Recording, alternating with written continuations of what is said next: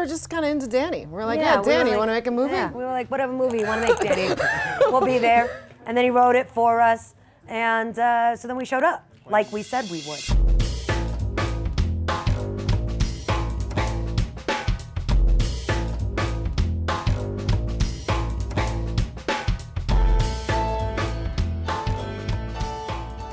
The idea came from a lot of different places. As a movie lover in general, there are a lot of different genres and kind of motifs that I want to touch on in the film. But I was also lucky enough to know who I was working with or who I was writing for beforehand. So I kind of designed the characters around what I felt were their performance strengths and what they could do best in the film. And ultimately, I kind of wanted to subvert the classic female image in a movie as far as the heroine and kind of make this grisly anti-hero type character. So that was always kind of the through line.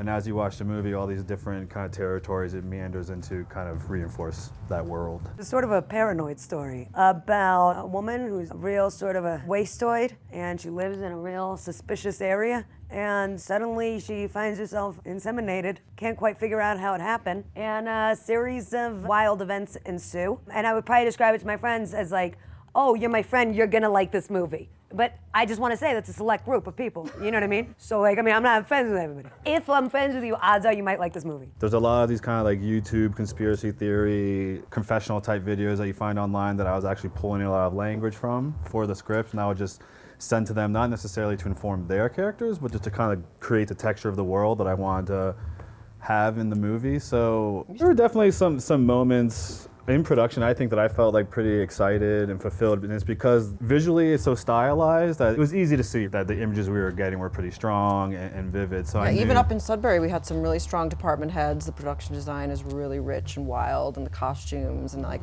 they really created this amazing world. It was very tight. It was definitely very ambitious, and you know, me being kind of the first-time filmmaker, Chloe and Natasha would constantly tell me, you know, you really don't have enough, you know, you don't have time for this, you should trim this, you cut this. Of course, they know much more than I. I'd be like, no, I got this. Simplify the blocking here. I got this.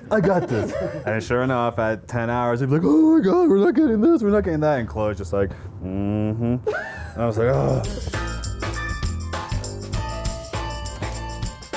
My trips to your